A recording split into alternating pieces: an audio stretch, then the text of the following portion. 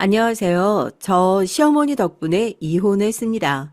시어머니 때문도 아니고 왜 시어머니 덕분이라는 얘기를 하냐고요? 이혼 소송이 끝난 최근 법원에서 나오면서 양팔을 활짝 펴고 여기가 산 정상이라며 야호야호하고 소리 지르고 싶은 심정이었거든요. 그 정도로 홀가분한 이혼이었어요. 여기 사연을 보내시는 분들 모두 그렇게 속 시원한 한 방을 먹여주고 미련 없이 훌훌 떠나오신 분들이 많으시겠지만 전 더욱 그랬거든요. 선배님들께서 댓글로 세상에서 제일 미련한 짓이 남편한테 헌신하는 일이다. 남편이든 시댁이든 헌신하면 헌신짝 되기 쉽다. 이런 말씀 많이 하셨는데 그때 좀 새겨 들을 걸 하고 후회가 막심했었다니까요. 혹시라도 내가 귀하게 쌓아놓은 내 재산 한 푼이라도 시댁으로 흘러들어가면 어떻게 하나 하고요. 그런데 다행히도 이혼 소송에서 좋은 결과를 받게 됐고 변호사님께서도 딱히 티만 나지 않으면 인터넷에 제 사연 하나 보내는 것 정도는 문제될 일 없을 거라고 하셨기에 이렇게 속 시원하게 글을 쓸 수 있게 됐습니다. 어리석은 자의 제욕은 자기 몸뿐만 아니라 남까지 망친다고요. 저희 시어머니의 어그러진 그 돈 욕심 때문에 하마터면 개고생하면서 살아온 저까지 피해를 볼 뻔했는데 다행히 며느리가 그렇게 머리 나쁜 사람은 아니어서 이렇게 잘 해결될 수 있었네요. 저희 시어머니가 어떻게 욕심으로 스스로 무덤을 파고 들어가셨는지 궁금하지 않으세요? 정말 배꼽 빠질 만큼 웃긴 얘기니까 단단히 각오하셔야 할 거예요. 사실 제 결혼 생활의 시작은 그렇게 웃기진 않았습니다. 오히려 우스웠다고 해야 맞겠네요. 가뜩이나 도움받을 것 없는 친정에 시댁도 남편 하나만 바라보고 사는 사람들이었으니 시집을 오면서 내내 막막한 마음뿐이었습니다. 남편이랑은 그냥 평범하게 일을 하다가 만났어요. 다른 집은 우리 집안이 이쪽 집안에 비하면 너무 잘 나가는 것 같네, 이쪽 집이 너무 기우는 것 같네 하고 결혼을 반대한다고 하지만요. 전 그런 이유가 아니라 너희 둘이 지금 결혼해서 밥 먹고 잘 살 수 있겠냐 그런 걱정에 양가 부모님들이 반대하셨던 결혼이었거든요. 그때야 앞자리 바뀌기 직전이었으니까 나름 젊다고 생각을 했었고 단칸방에서 살림을 시작하면서라도 우리 둘이 행복하면 됐지라는 안일한 생각을 하던 시절이었으니까요. 너무 기죽지 마라. 회사가 거기 하나뿐이야. 난 당신 이렇게 풀 죽어 있는 것보다 그냥 가슴 당당하게 펴고 살았으면 좋겠어. 뭐 세상이 망했어? 우리가 빚더미에 앉았어? 남편이 갑자기 다니던 직장에서 실직을 당하게 됐을 때도 전 괴로워하지 않았어요. 다른 건 몰라도 생활력 하나는 자신 있었거든요. 꼭 가장이 남편이어야 할 필요가 있나 했어요. 남편이 이렇게 힘든 사정이 있으면 그 짐, 그럼 내가 지고 살면 되겠다 하고 남편의 짐을 나눠 들어주자 했었죠. 그때 남편이 눈물이 그렁그렁해서 제 손을 꼭 부여잡고 그랬어요. 내가 정말 성공해서 당신 꼭 호강시켜준다고. 그 말 믿지도 않았는데 호강은 개뿔이요. 몇 년 전으로 다시 돌아갈 수만 있다면 그때의 저에게 꼭 다시 얘기해주고 싶어요. 한 번 호구는 영원한 호구라고요. 너 그 얘기를 한 순간 시댁 식구든 남편이든 너 그냥 호구로밖에 안 본다고요. 그때는 저도 남편 손 꼭 부여잡고 그래 여보 우리 열심히 한번 살아보자. 신혼 초에 불타는 의지로 뭐든 할 수 있을 것만 같은 그런 기분이었지만요. 그렇게 저희 집의 가장은 남편에서 저로 바뀌게 됐습니다. 제가요 어렸을 때부터 안 해본 아르바이트가 없어요. 뭐 머리가 엄청나게 좋아서 사무직 아르바이트를 많이 해본 건 아니었는데 몸 써서 정직하게 돈 버는 일에는 정말 자신 있었거든요. 친정도 그렇게 넉넉한 형편이 아니었으니까 저도 남들 가는 것처럼 대학은 가고 싶고 기본적인 공부는 좀 하고 싶어서 학비 미리 벌어둔다고 시작한 일을 중학교 때부터 했어요. 동네 식당에서 음식 서빙하면서 용돈 벌고 했었죠. 그때 테이블 박박 닦으면서 나도 나중에 이렇게 내 이름으로 된 식당 하나 차리면 참 좋겠다. 그런 생각을 했었는데 차라리 그렇게 식당 테이블 닦을 때가 좋았죠. 지금은 완전히 아침에 눈 뜨고 저녁까지 하루 종일 일을 하고 돌아오면 집안 살림이라고는 신경도 쓰지 않고 구직 활동을 한답시고 바쁜 척을 하는 남편이 술을 퍼마시고 자고 있다가 이제 막 깨서 왔냐고 목 다 늘어난 난닝구를 입고 맞이해주고 그럼 전 또 일하고 돌아와서 우리 집 바닥을 벅벅 닦고 있는 거죠. 정말 눈 뜰 때부터 눈 감을 때까지 일만 하는 기계가 된 것 같은 기분이었어요. 면접 보러 가기로 했던 건 어떻게 했어? 잘 된 거야? 아니, 그렇게 면접이 한 방에 잘 될 것 같으면, 내가 진작에 취업을 했지. 오늘은 왜 또 퇴근하고 집에 오자마자 잔소리야? 나도 얼마나 스트레스 받는 줄 알아? 집에서 하루 종일 일자리 찾아보는 건 일이 아니라고 생각하나 본데, 그것도 그거 나름대로 엄청나게 스트레스 받는 일이라고. 됐어. 내가 더러워서 진짜, 아유. 요즘 일은 어떻게 잘 알아보고 있냐, 면접은 보러 가고 있는 거냐 한마디 했다고 팩 짜증을 내면서 신발을 신고 밖으로 나가버린 남편. 뭐 보나마나 동네 친구들 몇 명 불러서 늦은 시간까지 술을 마시다가 제가 잠이 들면 그제서야 집구석으로 기어 들어오겠죠. 제가 진짜 그 시기에 원래 까먹고 빽빽했던 머리털이요. 새치도 엄청 많이 나고 원형 탈모가 올 정도로 스트레스도 많이 받았어요. 남편이 열심히 노력을 하는데 기회가 주어지지 않는 거라면 저도 이 정도 답답하지도 않고 남편을 닥달할 생각이 없었겠죠. 그런데 제가 본 남편은 집에서 백수 생활이 길어지면 길어질수록 점점 더 나태해지는 모습이었으니까요. 그냥 단순히 순간적으로 제 잔소리를 피하기 위해서 자기 이번 주에 뭐 면접 보러 간다, 또 다음 주에 면접이 몇 건 있다 얘기를 하는데 사실 저 알고 있었습니다. 남편은 그 회사들의 면접을 보러 간 적이 한 번도 없었다는 것을요. 정말로 불성실의 끝을 달리고 있었어요.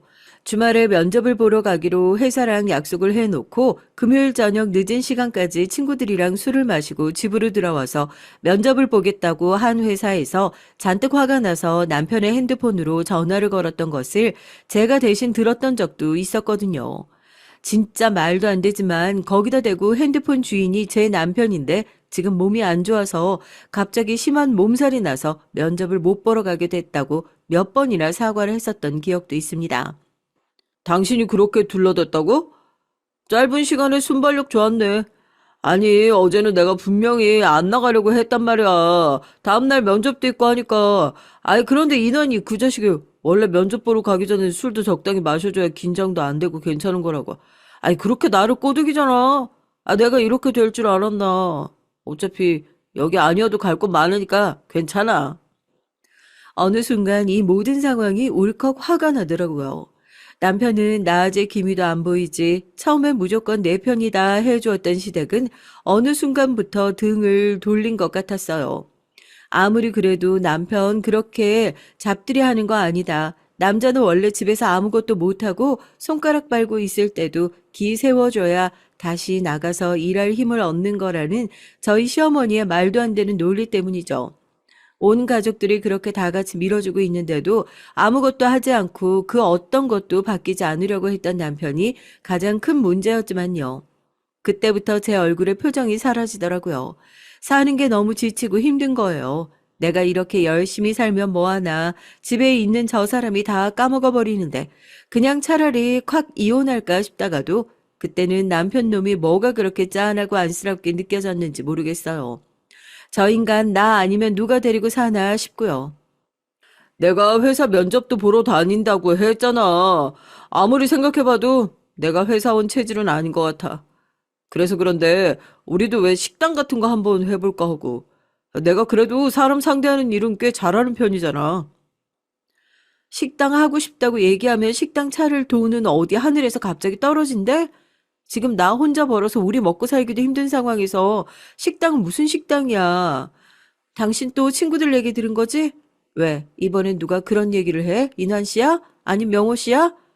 누가 또 주변에서 식당 잘한다는 얘기를 했다고 냅다 집에 와가지고 철없이 그런 소리를 해. 여보, 제발 정신 좀 차려. 나라고 이렇게 사는 거 안 힘든 줄 알아? 취업을 할 생각이 영 없어 보이던 남편이긴 했는데 아예 다른 길을 생각하고 있는 줄은 몰랐습니다.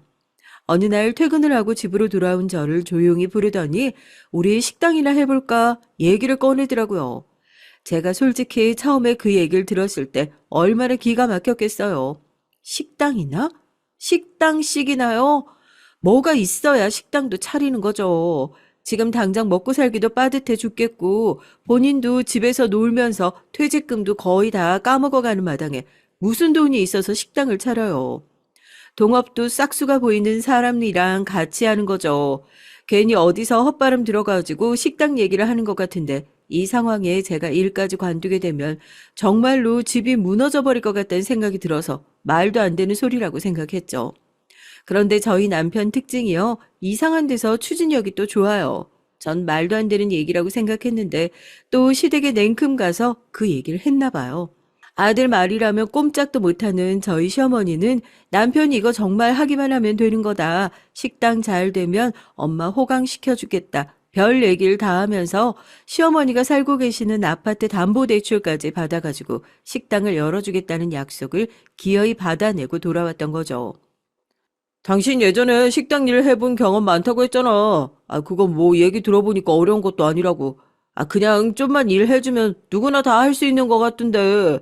우리도 한번 해보자고. 엄마가 도와준다고 할 때, 이럴 때 해야지 언제 해보겠어? 재정 상황이 좋지 않았던 저희 부부를 대신해서 시어머니 명의로 대출을 받아 가게를 얻게 됐습니다. 당연히 가게 명의는 어머님으로 해드렸죠. 어려운 상황에서 저희를 믿고 도와주신 만큼 이 가게는 잘 되든 못 되든 어머님 거라고 저도 이렇게 도와주셔서 너무 감사드린다고 시어머니 앞에서 무릎을 꿇고 인사를 꾸벅꾸벅 했었죠. 다니던 직장도 관두고 식당 일에 매달릴 수밖에 없는 상황이 된 거예요. 사람이요, 또 하려고 하면 어떻게든 하게 되어 있대요. 그 전까진 나라도 벌어야 먹고 살지 않을까 싶었는데 막상 식당을 여니까 나 한 명이라도 손을 더 보태서 여기를 성공시켜야겠다는 생각이 가득하더라고요. 비록 어머님의 명의로 되어 있긴 하지만 여기는 남편이랑 내가 차린 우리 가게다 싶고 그렇게 더 애정도 갖고요.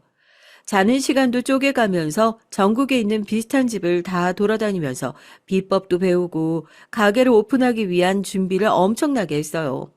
며느리한테도 안 알려준 비법인데 저한테 그걸 어떻게 알려주냐 문전박대를 한 사장님도 있었고요. 제가 3일 밤낮을 그 가게에서 일을 도와주면서 돈도 안 받고 가게 옆에서 텐트 치고 잤던 적도 있었네요. 그 모습에 여자 혼자 이런 데서 자다가 큰일 나면 누구한테 책임지라고 하려고 이러냐고 제 그 의지에 두 손 두 발 닫은 사장님이 본인의 비법을 전수해 주기도 했고요. 모르겠어요. 처음부터 돈이 많았던 사람, 성공한 사람들은 실패에 대한 두려움이 없을 수도 있겠지만 전 아니었거든요. 이 식당이 실패하면 절대로 안 된다는 생각뿐이었습니다. 이게 아니면 저랑 남편은 정말로 돌아갈 곳이 없다고 생각했죠. 여보, 이제 진짜 열심히 해보자. 나 사실 당신한테 한 번도 얘기한 적 없었지만 평소 소원이었거든. 내 이름으로 된 가게 하나 가져보는 거. 지금은 어머님 명의로 되어 있는 가게지만 이 가게 잘 성공시켜서 우리 2호점, 3호점 차근차근 내서 정말 우리 명의로 되어 있는 가게도 가져보자. 당신도 진짜 열심히 해야 해. 알겠지?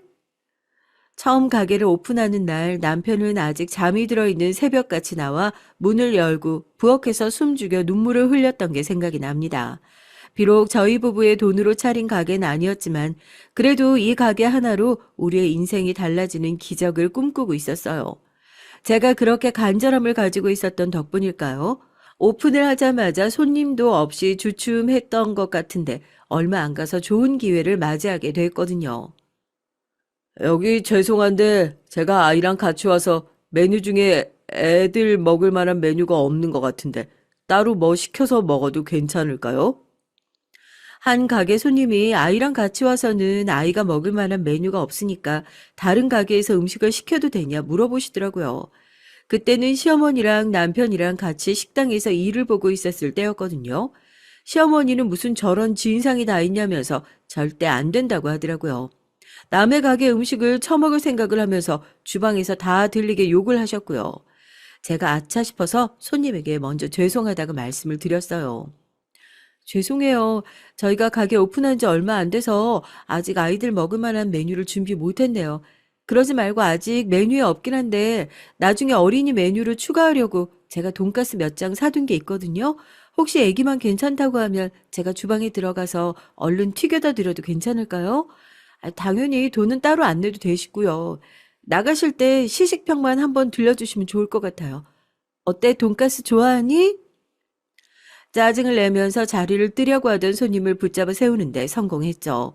동네 정사였으니까 서로 얼굴 붉혀봤자 소문 안 좋게 날 거라고 생각했는데 시어머니는 그게 뭐가 그렇게 마음에 안 드는지 네가 우리 집안 살림 다 퍼져서 식당 망하게 생겼다고 돈가스를 튀기는 내내 제 옆에 오셔가지고는 저렇게 공짜로 얻어 처먹으려고 돌아다니는 사람들은 아주 본때를 보여줘야 한다. 내 돈 한 푼도 저런 사람들한테 쓸 수 없다. 얼마나 잔소리를 하셨는지 모르겠어요. 귀뚱으로도 안 들었죠. 전 그때 손님 한 사람 한 사람이 귀한 시절이었으니까요. 그렇게 돈가스를 튀겨서 내가니까 아이가 너무 맛있게 먹더라고요. 아까 시어머니가 괜한 트집을 잡은 게 미안해서 아빠가 먹었던 밥값도 안 받겠다고 카운터에서 몰래 손사래를 치니까 그 애기 아빠가 대뜸 저한테 명함을 한 장 내미는 게 아니겠어요? 솔직히 그냥 기분 나빠서 나가려고 하다가 여기 사장님 맞으시죠? 사장님 하시는 게 너무 친절하고 마음에 들어서 그냥 지나칠 수가 없어서요. 그래도 장사 잘 되려면 직원분들은 좀 바꾸시는 게 좋겠네요. 저 방송국 PD예요. 땡땡 프로그램 알고 계시죠? 저희 방송에 광고 넣고 싶어서 줄 서 있는 가게가 한가득인데 여기는 가격도 괜찮고 맛도 괜찮고 방송만 잘 타면 정말 대박 날 가게다 싶어서 제가 먼저 제안 드리는 거예요. 방송 출연 제안이었죠. 식당을 오픈하는데 돈을 거의 다 써버린 상황에서 내 돈 들여서 광고할 생각을 한 번도 못하고 있었거든요. 전단지를 찍는 것도 돈이라서 오픈 기념으로 한 번 찍었던 것을 제외하면 별다른 가게 홍보도 못하고 있는 상황이었고요. 그런데 이렇게 당연스럽게 베풀었던 선행이 이런 보답으로 돌아오게 된다니 저한텐 더할 나위 없이 좋은 기회다 싶었습니다. 제가 그 명함을 받아들고 좋은 기회 주셔서 너무 감사하다고 뭐든 열심히 하겠다고 그렇게 몇 주 후에 그때 그 애기 엄마 아니 방송국 PD님이 오셔서 저희 식당을 소개하는 맛집 프로그램을 촬영하고 갔고요. 그 방송 프로그램이 공중파 채널에 나오고 나서부터 저희 식당은 그야말로 대박이 터졌습니다. 사람이 많고 바쁜 점심시간에도 테이블이 다 차지 않는 날이 대부분이었는데 방송의 힘이 대단하긴 하더라고요.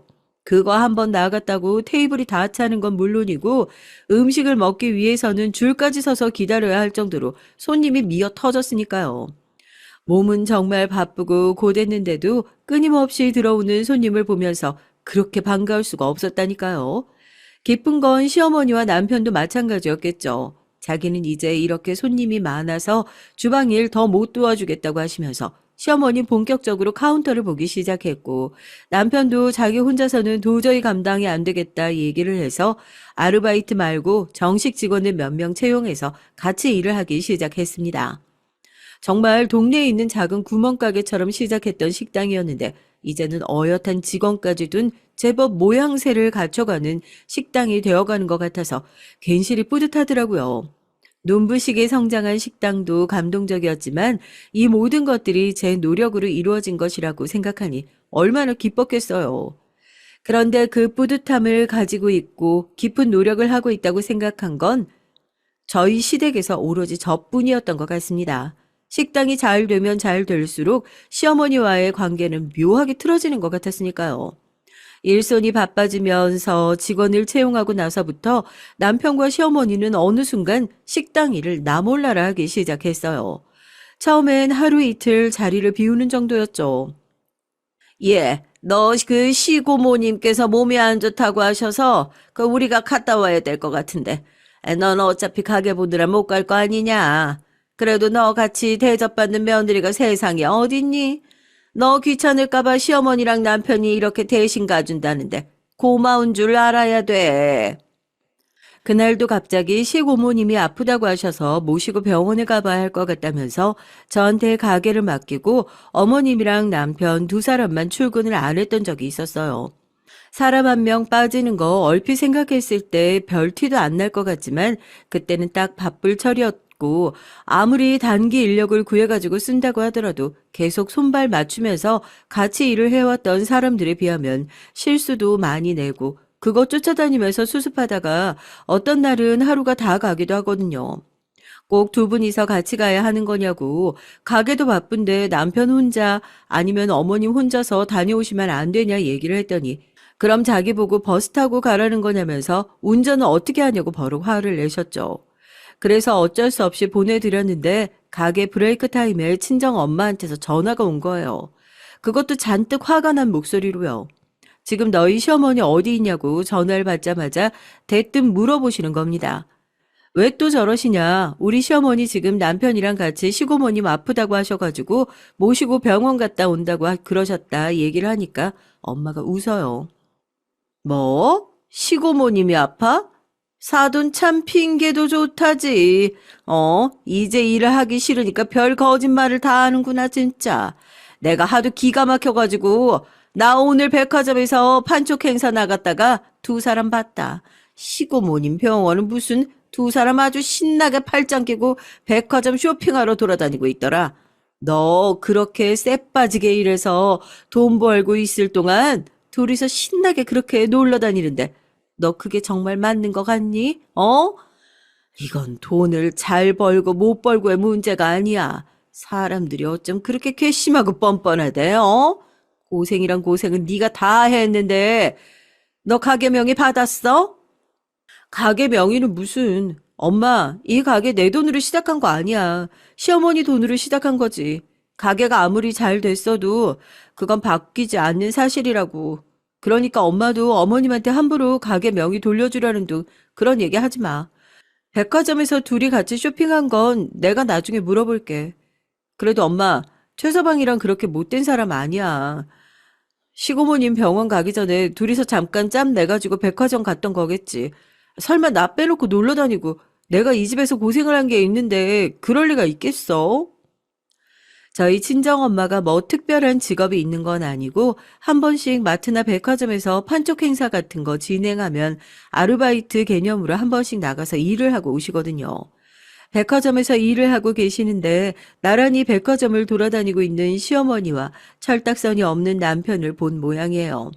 아마 저한테 연락이 없었던 이유는 그 두 사람은 반대로 저희 엄마를 보지 못했기 때문인 것 같고요.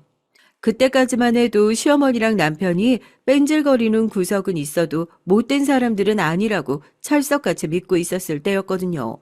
아니나 다를까 귀가하신 두 분에게 저희 엄마가 두 분 백화점에서 보셨다는데 사실이냐, 시고모님 병문안 간다고 하지 않았냐 하니까 펄쩍 뛰면서 그러면 자기들이 거짓말치고 백화점 가서 쇼핑이라도 하고 온 거라고 생각하는 거냐고 절대 아니라고 발뺌을 하시더라고요. 예, 너는 너 일 시켜놓고 그렇게 아들이랑 쇼핑하러 다니는 생각 없는 시어머니로 보이냐? 사돈도 참 웃긴다. 그걸 봤으면 나한테 아는 척을 하면 되지. 너한테 일러 바치는 것도 아니고.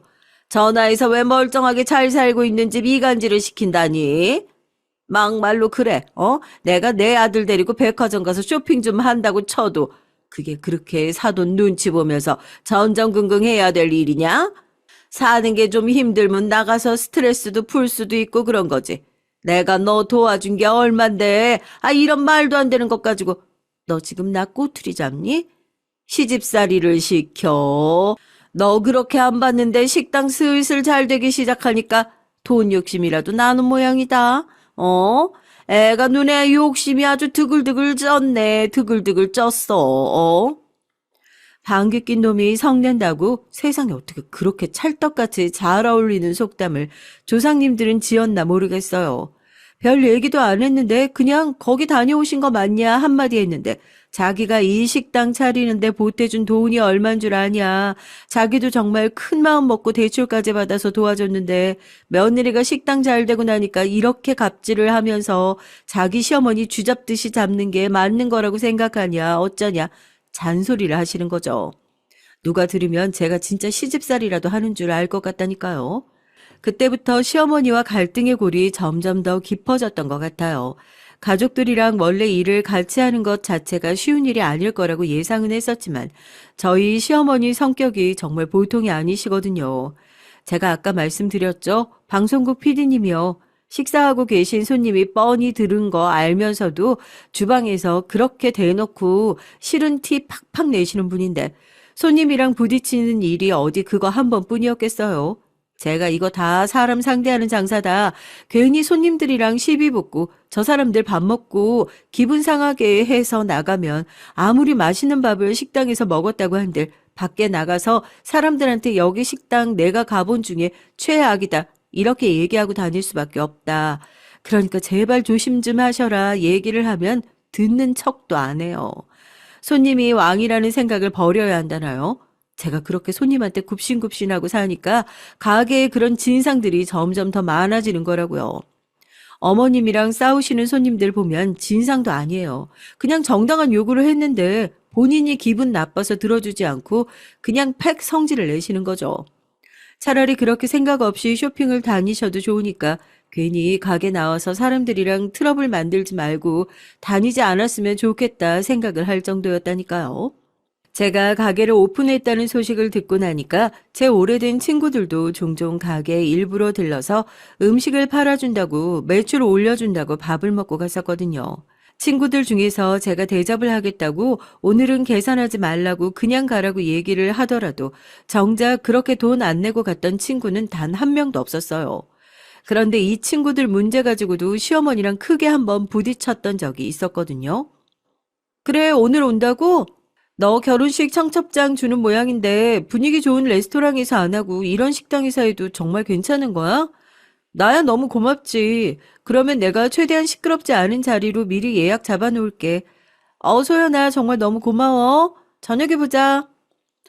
저희 친구들 무리 중에서 가장 늦게 결혼을 한 친구가 있어요. 뭐 약혼까지 했다가 실패를 하고 뭐하고 해서 결혼 소식이 더욱 반가운 친구 중 한 명이었거든요.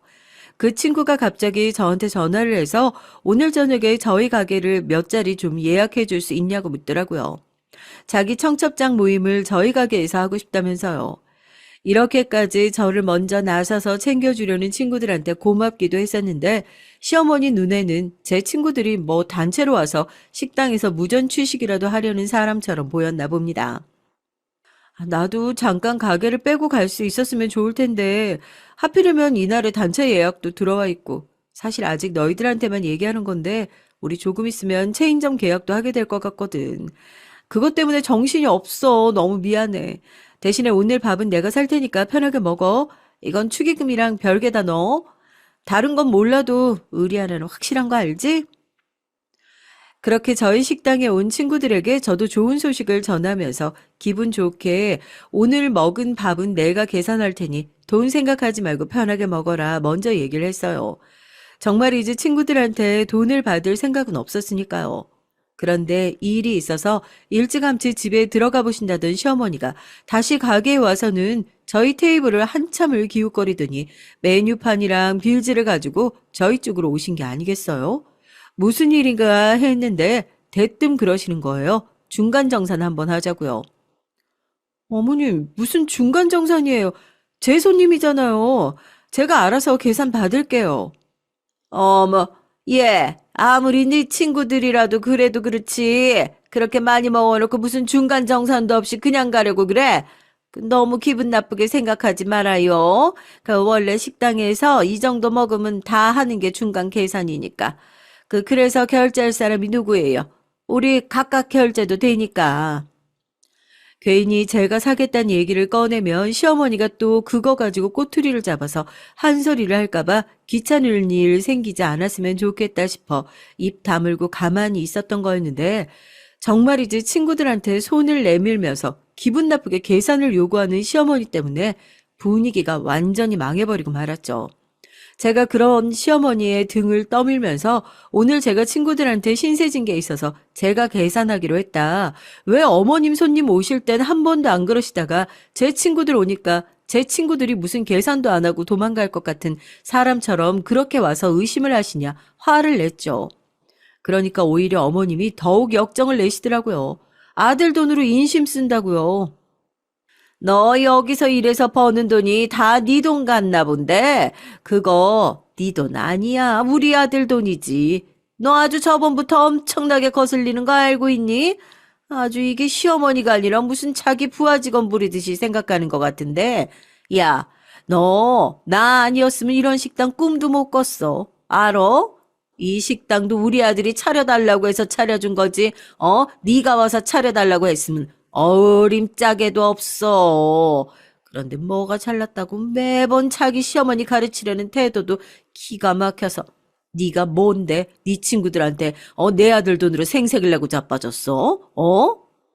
계산대에서 시어머니가 큰 소리를 내니까 친구들은 또 얼마나 눈치가 보였겠어요. 식사를 하던 것도 중간에 마무리를 해버리고 결국 친구가 그 자리에서 계산을 하고 나갔습니다.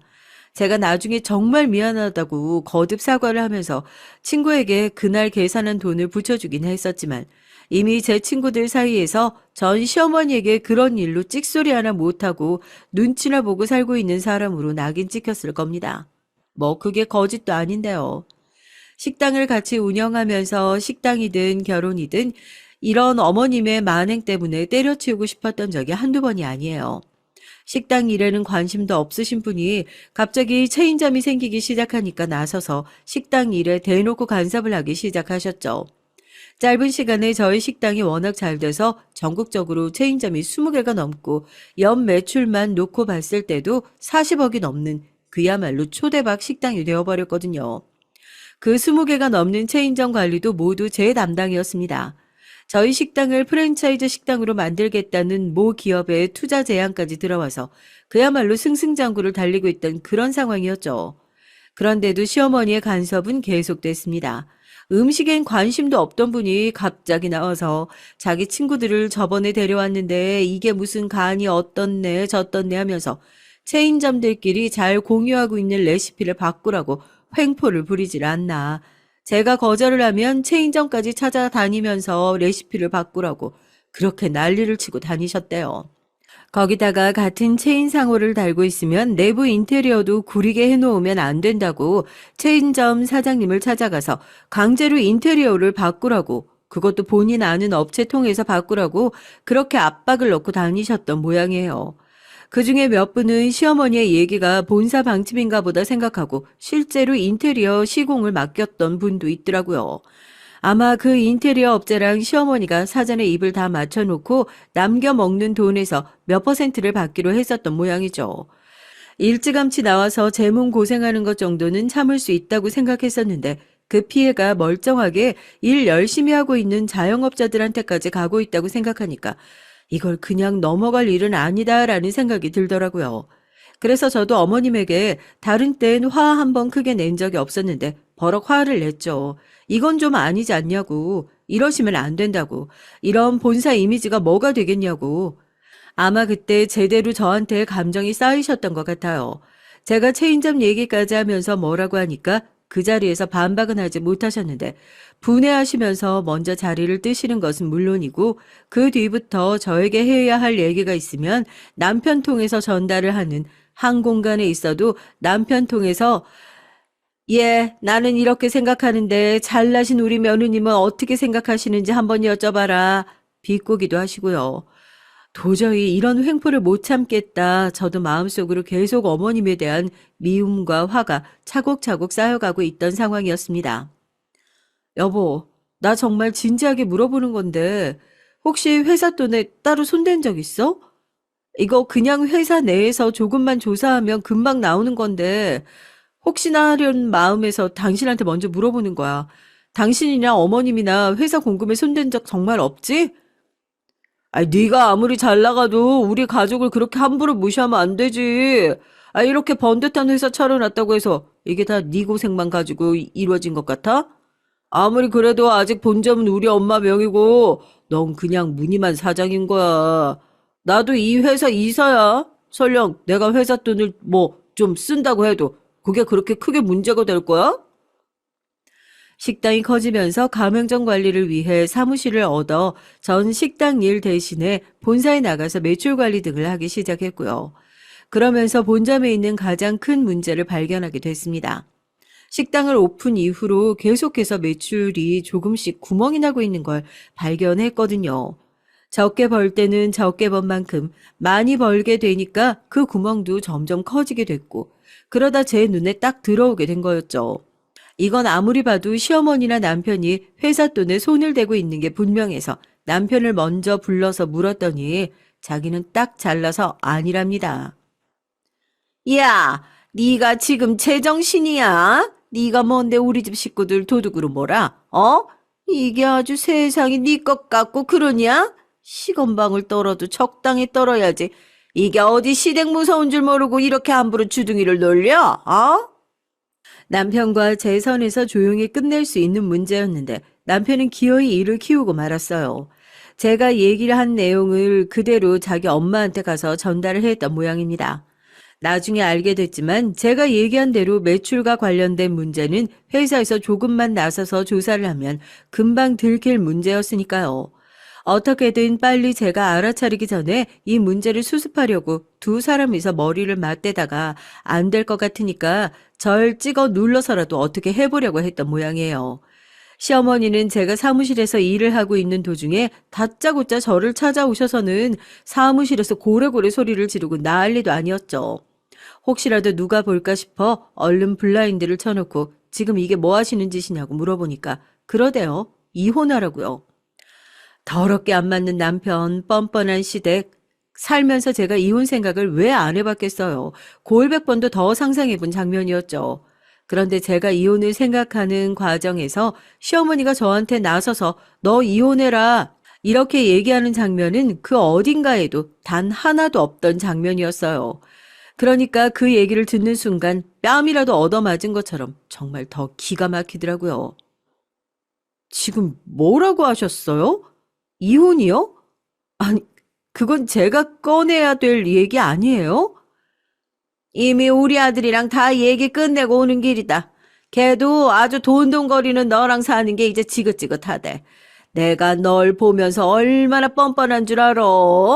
쥐뿔 아무것도 없는 애 데려다가 돈 빌려주고 장사시켜주니까 그거 장사 좀 잘 되니까 다 네 것 같고 시댁도 막 네 손아귀에 넣고 주무르고 싶고 그러냐? 예, 꿈 깨라. 그 식당 네 명이야. 이제 너 같은 거 필요 없으니까 당장 이혼 서류에 도장 찍고 하루라도 빨리 정리해서 나가. 알겠니? 남편한테 전화를 걸었어요. 시어머니랑 이미 얘기가 됐다고 하더니 사실인가 보더라고요. 제 전화를 받자마자 이제 저랑은 더 이상 할 말이 없다나요? 뭐 더 하고 싶은 얘기가 있으면 자기가 선임한 변호사가 있으니까 그 변호사 통해서 얘기를 하라고요. 이건 뭐 2인조 사기꾼에게 제대로 사기를 당한 것 같은 기분이 들대요. 처음엔 식당을 뺏길까봐 전전긍긍 했었던 게 아니라요. 그냥 제 결혼 생활이 사기를 당한 것 같아서요. 그게 너무 억울하더라고요. 너무 화가 나서 제 사무실에 있던 쓰레기통을 집어들고 시어머니 앞에 섰습니다. 머리부터 쓰레기를 확 부어줄까 하다가 바닥에 쓰레기를 탈탈 털고 빈 쓰레기통을 시어머니께 집어 던졌죠.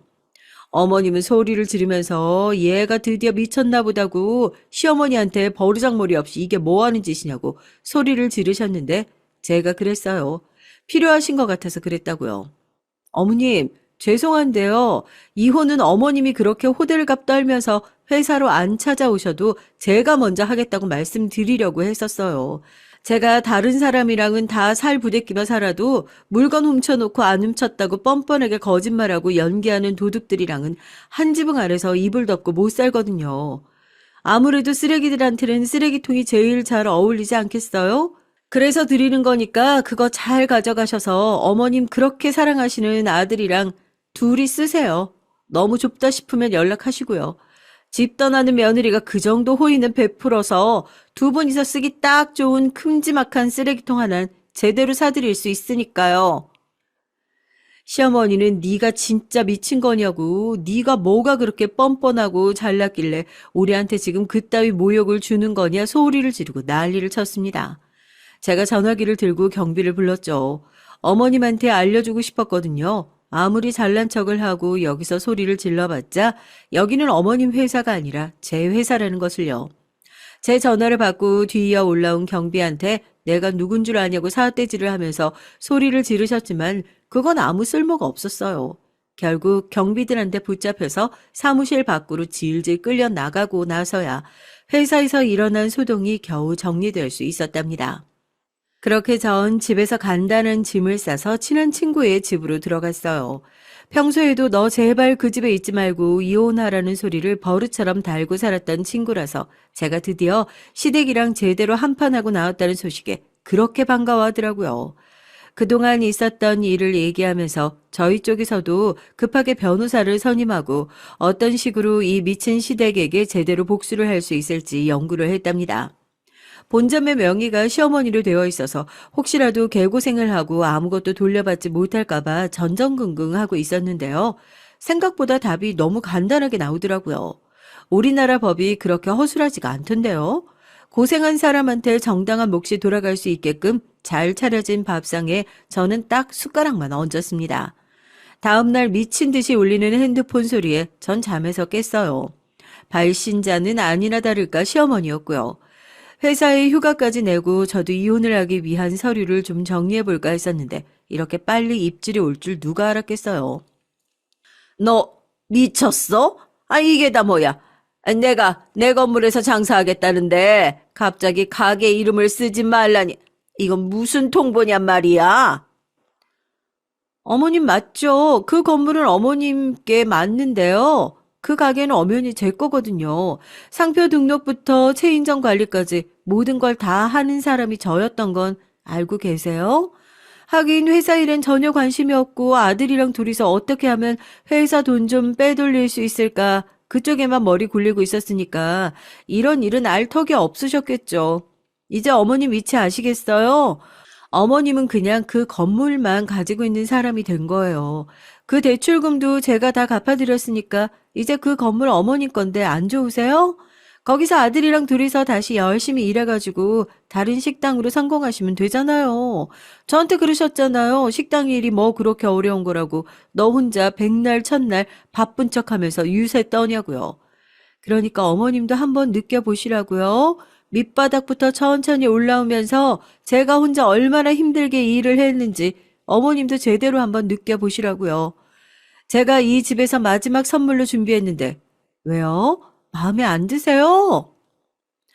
그러니까 왜 그 생각을 못했는지 모르겠어요.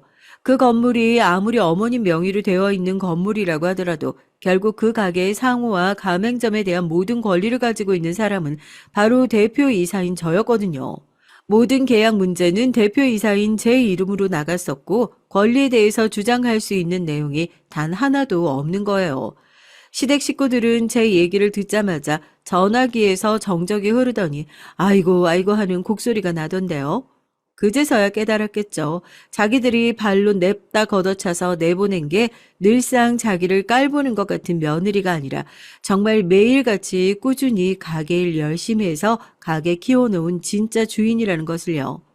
황금알을 낳는 거위의 배를 가른 어리석은 사람들이 바로 저희 시댁 식구들 같은 사람들이었던 거죠. 그러니까요. 차라리 말도 안 되는 욕심을 안 내셨으면 저희 둘이 이렇게 얼굴 붉힐 일도 없었을 텐데요. 어쨌든 어머님도 이제 저한테 따로 연락하지 마세요. 전 이제 이 집 며느리로서 어머님이랑 나눌 대화가 전혀 없거든요. 제 남편이 그러던데요. 자기한테 하고 싶은 말 있으면 직접 연락하지 말고 자기 변호사 통해서 얘기하라고요. 둘이서 얼마나 신나셨어요? 이제 이 돈 다 내 거구나 하고요. 제가 지금 전화로만 얘기를 해서 얼굴 꼴이 얼마나 웃어졌을지 상상이 안 되긴 하는데요. 앞으로도 이렇게 영영 볼 일 없으면 싶네요. 사는 동안 잔병치레 많이 하시면서 사는 건 아주 오래오래 길게 사세요. 아시겠어요? 그리고 전화를 냅다 끊어버렸습니다. 옆에서 제 통화를 듣고 있던 친구도 전화가 끊어지자마자 배꼽을 잡고 웃더라고요. 이 사람들 진짜 멍청한 거 아니냐고. 아마 이 멍청한 인간들은 누군가 어디서 한 얘기를 주워 듣고 덤벼들었던 게 분명합니다. 뭐 말로는 대단한 사업가라고 하는 남편의 동생 친구한테 술을 마시면서 들었겠죠. 그거 본점이 네 어머님 명의로 되어 있지 않냐. 본점 주인이 가게 주인이지 무슨 소리를 하는 거냐. 시어머니가 저에게 따지고 물었던 내용도 다 그런 것들이었으니까요. 전화를 끊고 시어머니와 남편에게 나란히 문자도 한 통 보내줬습니다. 이번 주 내로 가게 간판 바꾸고 이름 쓰는 거 내리지 않으면 회사 쪽에서 내용 증명 보내고 법적인 처벌하겠다고요. 남편한테 미친 듯이 연락이 왔죠. 문자가 얼마나 가관이었는 줄 아세요? 처음엔 막 화를 내다가 그 다음엔 애걸복걸 자기랑 자기 엄마가 이 식당 아니면 할 수 있는 것도 없고 갈 데도 없다.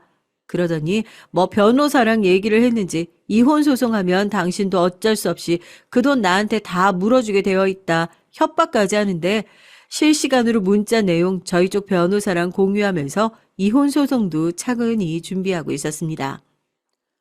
에? 아, 왜 재산 분할이 안 된다는 거예요?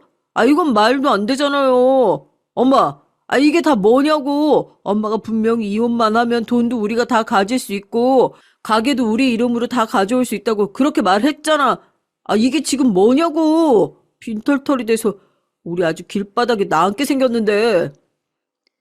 예, 입은 삐뚤어져서도 말은 똑바로 하라고. 그게 어디 나 때문이니? 네가 어디서 그 동네 술친구한테 주워듣고 와가지고는 떼돈 벌 수 있는 방법이 있다고 나한테 신나서 얘기한 건 생각도 안 하고 이제 일이 못 되니까 아주 다 지 엄마 탓을 하려고. 이거 어쩔 거야? 나 벌써 우리 건물 담보로 다른 대출까지 받아놓은 상태인데 이거 당장 해결 못하면 우리 어떻게 할 거냐고. 결과는 아주 보기 좋게 참패였어요. 우리나라 뭐 가사법이 그렇게 만만한 줄 아세요? 결혼 생활을 한 지도 그렇게 길지도 않고, 물론 이 식당은 결혼 이후에 만들어 놓은 결과물이긴 하지만, 이 결과물을 만든 게 초창기의 도움을 빼고는 아무런 시댁의 도움을 받지 않았다는 것을 입증해서 재판에서도 손쉽게 이길 수 있었습니다. 더군다나 일을 하면서 처음 시어머니한테 빌렸던 돈을 갚기 위해서 대출금을 제 이름으로 완납한 것은 물론이고 그 건물 하나를 다시 고스란히 시어머니의 명의로 돌려준 것을 법정에서 밝히고 나니까 이 외에 대해 어떤 재산 분할이 필요해서 이러는 거냐 판사님이 도리어 어이없어 하더라고요. 오히려 지금 제 쪽에서 위자료를 청구해야 하는 상황이 맞는 거 아니냐고요. 조금 웃긴 게요. 이혼 소송을 하더라도 재산 분할로 받을 돈이 큰 거지 사실 위자료로 받을 돈 자체는 그렇게 크지 않거든요. 그런 푼돈 가지고 시댁 식구들이랑 다시 얽히는 일은 만들고 싶지 않아서 뭐 민사까지 가는 그런 추접한 일은 하지 않았습니다. 그래도 가맹점 간판 내려가는 건 실시간으로 지켜보는 중이에요. 아무리 본점이라고 한다지만 이미 저 내쫓기 위해서 시어머니랑 아들 둘이서 이 술수를 부렸다는 것이 사람들 사이에서 다 소문이 퍼진 상태고 거기다 그 얘기를 증명하듯 간판까지 내리게 됐으니까 아마 이 가게가 폐업의 절차를 밟는 건 또 시간 문제라고 생각합니다. 마지막으로 시어머니와 남편에게 얘기 전하려고요. 평생 배부르게 살고 싶다고 하더니 욕심 때문에 배가 터지는 꼴을 보네요. 사는 동안 불행하게 오래오래 잘 살길 진심으로 바랄게요. 안녕하세요. 저는 경기도 부천에 살고 있는 40대 여성입니다. 전 얼마 전 너무 비극적이게도 남편을 먼저 앞서 보내고 딸과 함께 하루하루 힘겹게 살아가고 있어요. 얼마 전 너무너무 분노한 일이 있었는데요. 평소 자주 보는 사연 채널에 이 글을 공유하고 이 악마 같은 여자의 진상을 낱낱이 알려주고 싶어서 이렇게 분노에 휩싸여 글을 쓰게 됐답니다. 부디 시간 내어 끝까지 다 들어주시고 여러분들도 어떻게 생각하는지 많은 댓글 부탁드립니다. 아, 그리고 중간중간 제가 감정이 추슬러지지 않아 다소 거친 표현이 나올 수도 있는데 그 점 미리 양해 부탁드려요. 전 딸 하나를 낳고 남편과 함께 단란한 가정에서 살고 있는 여자였어요. 사실 풍족하다고 볼 수는 없는 환경이었는데 원래는 아파트에서 살고 있었지만 남편과 함께 하던 사업 실패로 이곳 오래된 낡은 빌라로 거처를 옮기게 됐답니다. 그럼에도 다시 언젠가 재기를 꿈꾸며 저는 식당에서 남편은 건설 현장에서 일을 하고 있었죠. 건설 현장에서 일한다고 하시면 다들 아시겠지만 한마디로 남편은 몸을 많이 쓰는 직업이었어요. 그래서 전 늘 남편에 대한 걱정이 있었답니다. 남편은 그닥 몸이 건강한 체질도 아니었고 외려 잔병치레가 많아 잘 살았을 땐 제가 한약이나 보약을 다려주고는 했었거든요. 근데 가세가 기울고 나니 그마저도 못해주는 판국에 남편이 매일 새벽 건설 현장으로 출근해 힘들게 일을 한다 생각하니까 가슴이 아팠죠. 아빠, 조심해서 일해야 돼. 일할 땐 한눈 팔면 안 돼? 알겠어. 아빠 한눈 안 팔고 일할 테니까 걱정하지 마. 저희 딸내미가 굉장히 똑부러진 편인데 뉴스 같은 것들에서 추락사고 이런 단어가 자주 등장하니 걱정이 됐나 봐요. 남편이 출근할 땐 꼭 저런 말을 하더라고요. 남편은 웃으며 화답해주곤 했고요. 저희 딸아이에 대해 잠깐 언급하자면 저희 부부가 결혼을 20대 중반쯤 했음에도 임신이 잘 되지 않아 30이 되어서야 아이를 가지게 됐답니다. 5년 정도 임신을 준비한 거죠. 남편도 저희 아이를 무척 원했는데 잘 생기지 않자 너무너무 조급하고 힘들었던 시기를 지내왔어요. 그러던 어느 날 몸과 마음이 지쳐갈 때쯤 귀한 생명이 찾아와줘 남편과 함께 환호성을 지르며 기뻐했던 기억이 납니다. 여보, 그간 고생 많았어. 당신 힘들었지? 유모차 끊는 엄마들 보면서 부럽다고 막 그랬었잖아. 나도 티 안 내려고 했지만 당신이 많이 신경 쓰였는데 이제 다행이다. 우리 아이한테 사랑을 줄 일만 남았어. 그러니까 말이야. 우리 별님이한테 꼭 가장 행복한 가정을 만들어주자. 당신이 바랬던 만큼, 내가 바랬던 만큼. 별님이는 저희 아이의 태명이었는데요. 저희가 이토록이나 먼저 태명을 지어놓고 아이를 기다렸던 이후엔 둘 다 가정 환경이 그닥 유복하지 않아 행복한 가정을 만들고자 했던 욕망이 크나큰 이유가 될 것 같아요. 사실 전 양가 어른 두 분 다 일찍 돌아가셔서 할머니 손에 키워진 케이스고 남편 역시 조부모님의 집에서 길러져 왔답니다. 처음 이 사실을 알았을 때 나랑 비슷한 삶을 살아왔구나 하는 마음에 남편에게 바로 마음이 갔었고요. 그런데 남편의 경우는 조금 독특하더라고요. 불행했다라는 단어로밖에 표현이 안 되는 어린 시절을 지내고 있었습니다. 바로 남편의 어머니, 어디에 계시는지도 모를 남편의 어머니가 어린 시절, 그러니까 남편이 7살쯤 고아원에 버린 거예요. 남편의 아버지 되시는 분은 이미 진즉에 다른 여자와 살림을 차려 떠나셨는데 이후 혼자가 되신 어머니는 남편을 그토록 미워했다고 합니다. 어린아이에게 온갖 모진 말을 하면서 너만 아니면 남편이 날 떠나지 않았다고 말했다고 하더군요. 마치 텔레비전에서 보던 일 같죠? 그런데 남편은 그 일을 수십 번, 수백 번 당했다고 합니다. 개밥을 주고 먹으라고 한다던가 얼굴을 제외한 몸 이곳저곳을 옷걸이로 때려가면서 가혹한 체벌을 하곤 했다네요. 남편이 먹기 싫다고 하면 너 같은 것 때문에 내 팔자가 이 모양이 됐잖아. 얼른 이거라도 참 먹어. 그러면서 위협을 했다고 해요. 그러면 남편은 울며 밥알을 주워 먹어야 했고요. 그러던 어느 날은 남편을 고아원 앞에 내려놓고는 이렇게 말하더래요. 너 같은 거, 난 키울 재간이 없다. 널 낳은 게 내 인생 최악의 실수였어. 넌 날 잊어야 돼. 나도 널 잊을 거니까 우리 다신 보지 말자. 나도 이제 혹 대놓고 잘 살아볼 거야. 남편을 어머니에게 그저 혹이었던 겁니다. 그게 남편이 기억하는 어머니의 마지막 모습이었다고 해요. 7살 아이가 얼마나 상처를 받았으면 그 말을 다 기억하고 있었을까요? 남편은 너무도 생생히 그 날이 기억난다고 합니다.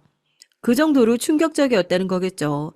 아무쪼록 남편은 이후 조부모님 댁에 맡겨지긴 했지만 그닥 환영받는 처지는 못 됐다고 해요.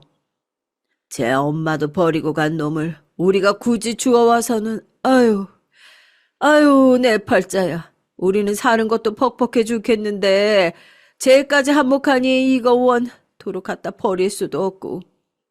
할머니 할아버지 죄송해요. 제가 잘할게요. 심부름도 할게요.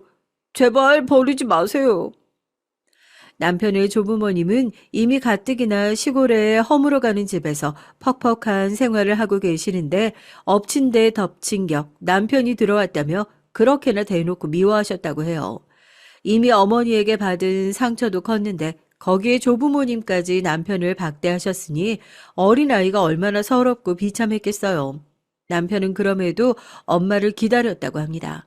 엄마가 다시 돌아와서 자신을 다시 사랑해 주길 엄마가 떠나기 전 엄마의 다정한 모습을 수없이 그리면서요. 난 엄마가 다시 돌아올 줄 알았어.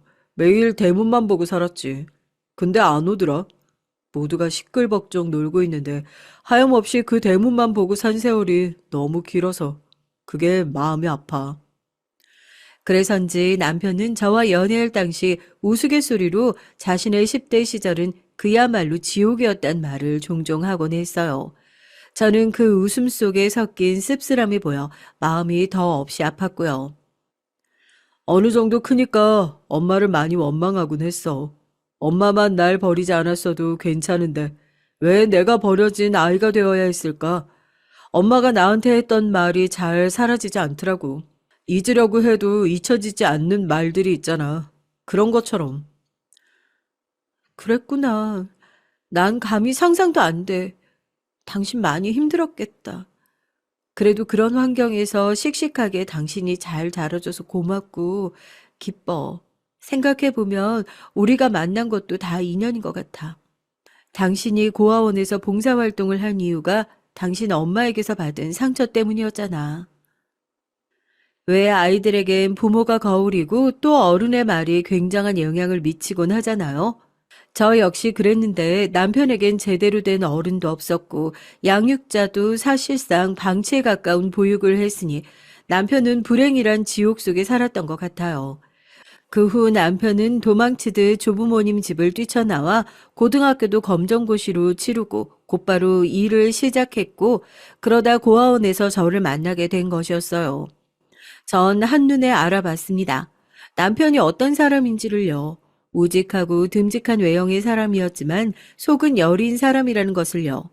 남편은 아이들 중에서도 상처를 많이 받은 아이들, 내성적이고 말을 잘 못하는 아이들을 곧잘 알아보곤 따뜻하게 대해주더라고요. 그 모습에 반해 제가 먼저 대시를 했고 알아가면 갈수록 동질감을 느껴서 내가 이 사람을 품어줘야겠다라는 마음으로 1년여 만에 결혼에 골인을 하게 된 것이죠. 당시 저도 고등학교 졸업만 하고 공장에서 일하는 처지였어요.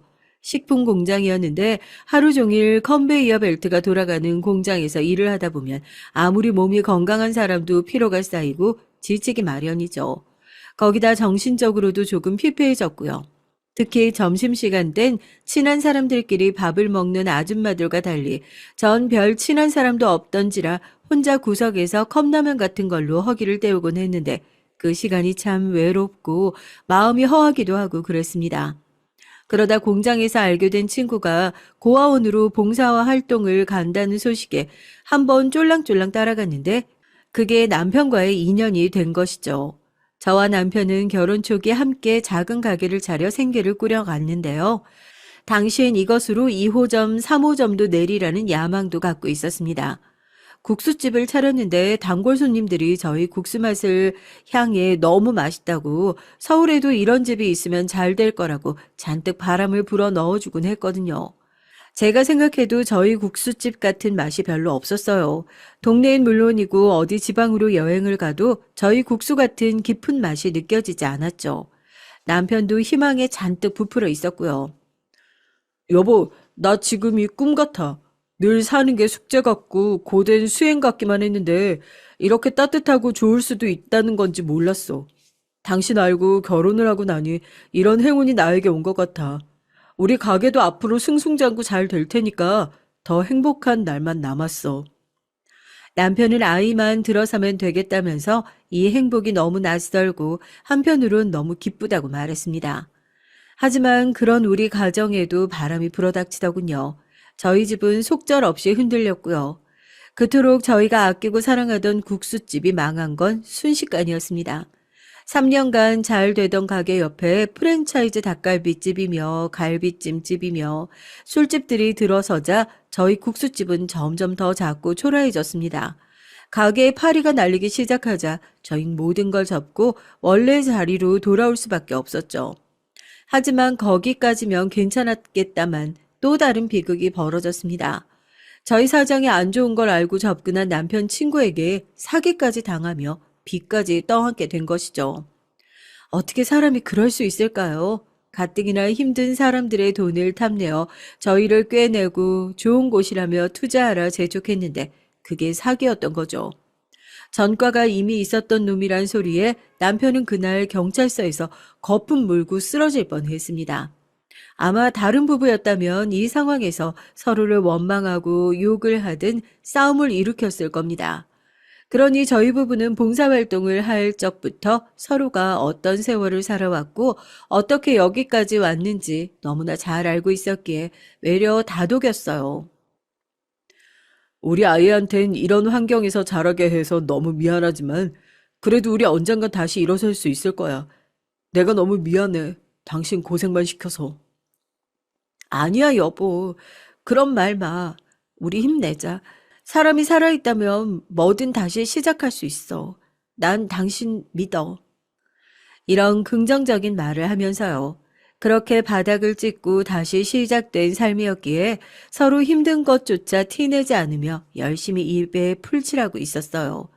그리고 남편이 죽은 그 끔찍한 사고가 발생하기 전날 아직도 입에 잘 담겨지지가 않지만 남편이 사고가 있던 날 전에는 설명할 수 없는 여러 가지 일이 있었습니다.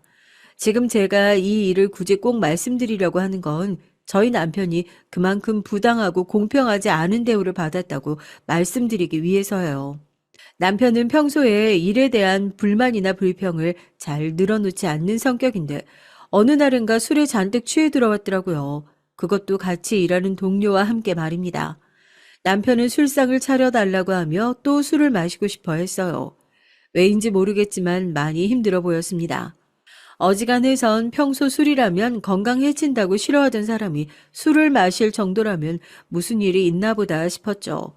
그래서 분위기를 맞추기 위해 일단은 술상을 차려주고 남편의 얘기를 가만히 들어주려고 했어요. 역시나 당신 사장님 하다 몸 쓰는 일 하려니까 힘들지? 그런데 제 말에 갑자기 남편이 욕을 하기 시작하는 겁니다. 그럼 개자식을, 내가 그 개자식을 죽였어야 하는데. 아우, 세상에. 그런 놈이 어딨어, 못돼 처먹은 놈. 지살궁리만 하고 말이야. 왜 그래, 여보? 남편의 입에서 그런 험한 말이 나오자 깜짝 놀란 나머지 딸도 있는데 무슨 말이냐 하려는데 남편은 아랑곳 않고 계속해서 욕을 궁시렁거렸어요. 남편의 눈엔 분노가 잔뜩 담겨 있었고 옆에 있던 동료도 맞장구를 치며 정신을 차리지 못하고 있었죠. 처음 보는 남편의 모습이 낯설고 조금 걱정이 됐습니다. 여보, 무슨 말이야? 그 개자식이 누군데, 어? 개자식. 천하의 나쁜 놈. 어제는 나보고 이런 시궁창에서 일하는 기분 더러운 놈이라고 하더라고. 나쁜 놈. 뭐라고? 누가 당신한테 그런 말을... 저는 더 알고 싶었지만 그대로 남편이 엎드려 잠드는 바람에 묻지도 못하고 넘어가게 됐어요. 곧바로 다음날 혹시 회사에서 무슨 일이 있는 거냐 물으니까 남편은 아니라고 둘러대더라고요. 자신이 취해서 마음에도 없는 말을 했다고요. 마음에도 없는 말을 했다고? 아니 당신이 그럴 리가 있어? 무슨 일이 있으면 말을 해봐. 혹시 그 당신 저번에 당신만 힘들게 한다는 작업반장이란 사람, 그 사람 얘기야? 남편은 계속 아니라고 부인했어요. 그리고 서둘러 일을 나가더라고요. 나중에 한 번 더 집에 놀러 온 동료에게 넌지시 다가가 묻기까지 했는데 그때 그 동료분도 약간 당황한 표정으로 별일 없다고 했고요. 근데 여기서 전 뭔가 남편이 공사 현장에서 부당한 일을 당하고 있다는 것을 눈치챘습니다. 어떻게 알았냐고요? 저희 집에 온 동료분이 누군가와 통화하는 목소리를 들었거든요. 그래. 그 마녀이가 너무 힘들어해서 같이 소주 한잔 해주려고 와 있지. 그래, 그놈 정말 악질이야. 아이, 내가 내일 일단 도저히 일 못하겠다고 말은 해볼 건데 통할란지 모르겠네. 마녀이한테는 솔직히 너무하잖아. 자꾸 무거운 자재들만 들게 하고 밥 먹는 시간에도 와서 일 못한다고 툭툭 건드려대고. 그래, 아까는 무슨 쇠파이프 같은 걸로 머리를 툭툭 건드리더라니까. 아유, 여기 사장 조카라고 해서 입 다물려고 했는데 안 되겠어. 알고 보니 남편은 작업반장이란 사람에게 말도 안 되는 대접을 받고 있었어요. 작업반장이 사장 조카니 다들 건드리지 못하고 있는 느낌이었고요. 전 그날로 곧바로 남편에게 따져 물었고 진위 여부를 확인했죠.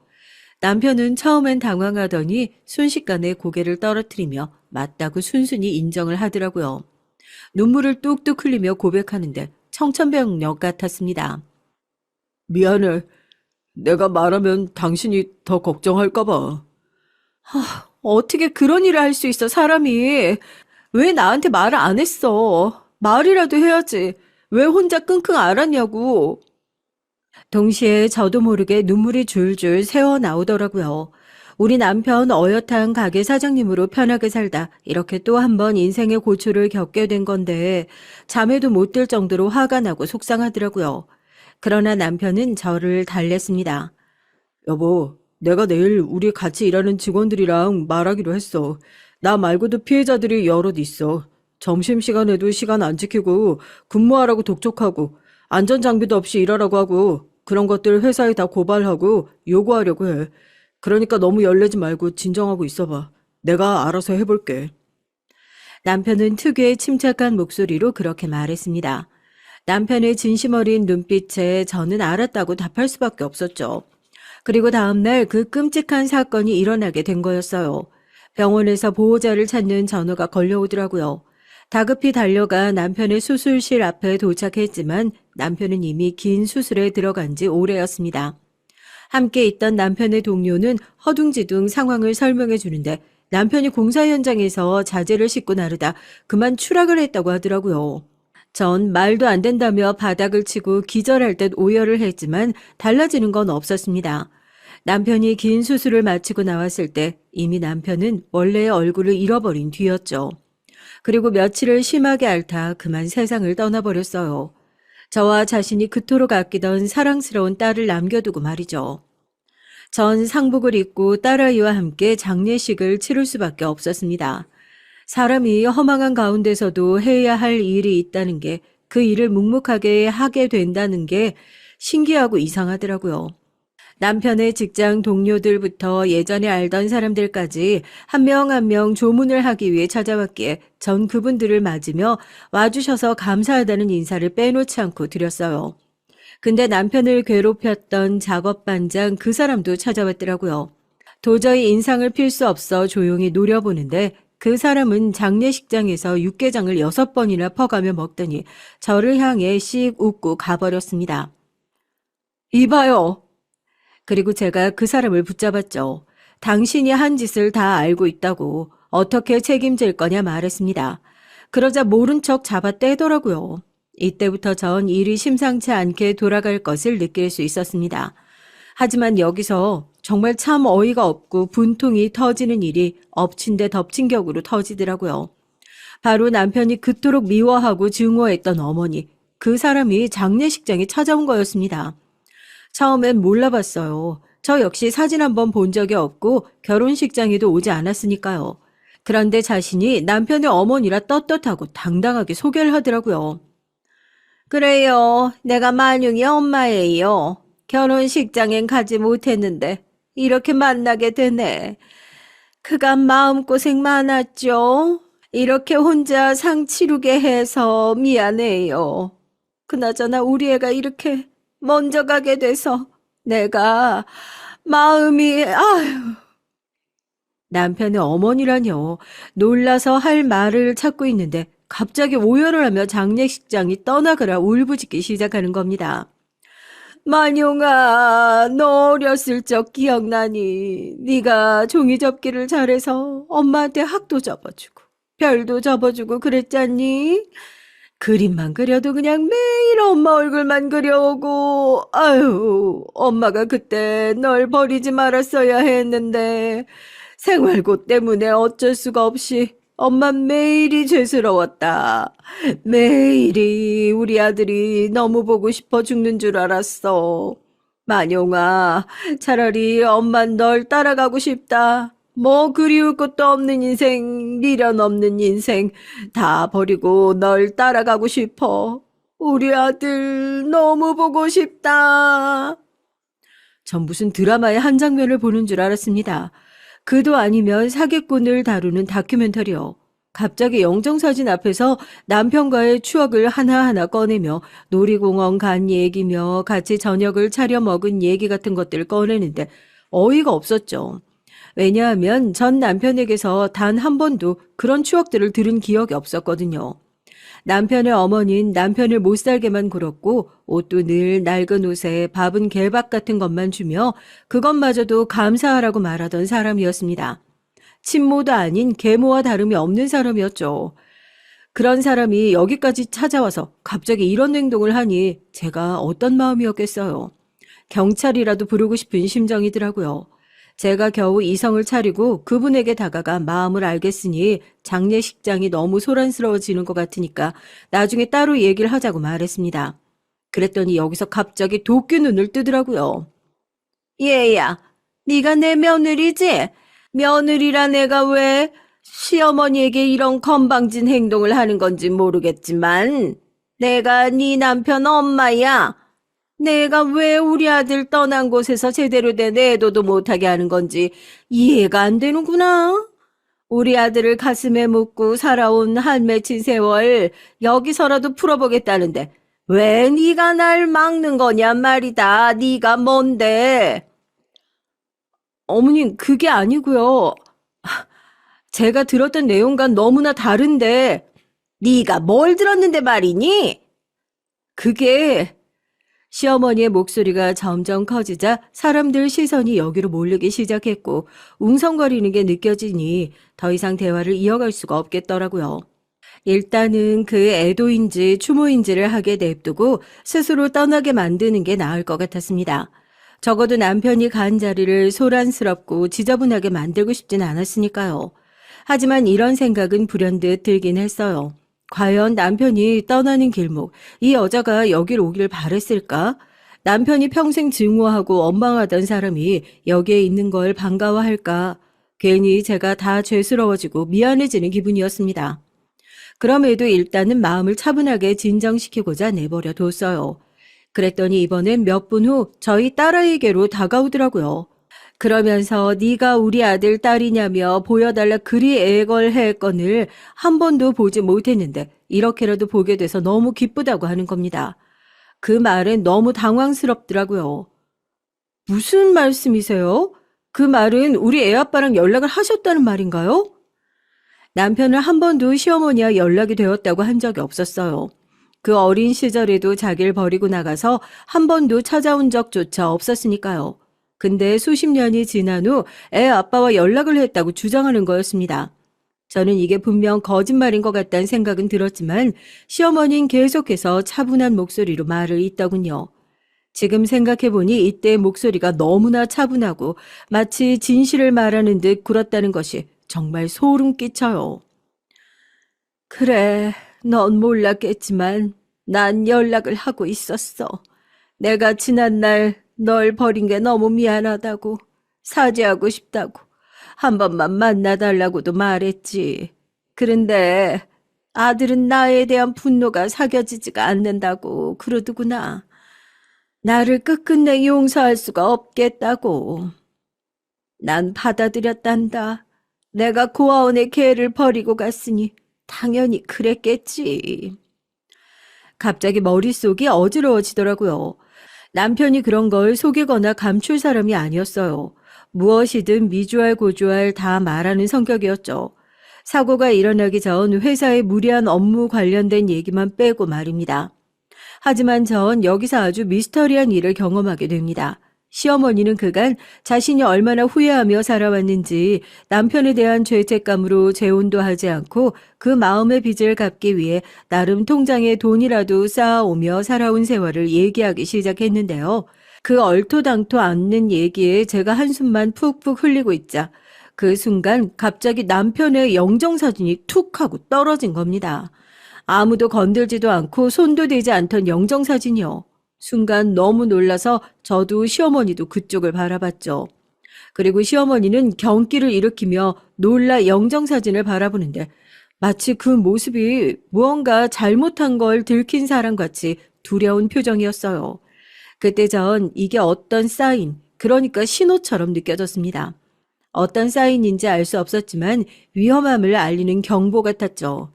이후 장례 절차를 다 밟고 난 후 시어머니는 남편의 유품이라도 보고 싶다며 살아생전 남편이 어떻게 지내왔는지 보고 싶다고 간절히 애걸을 하더라고요.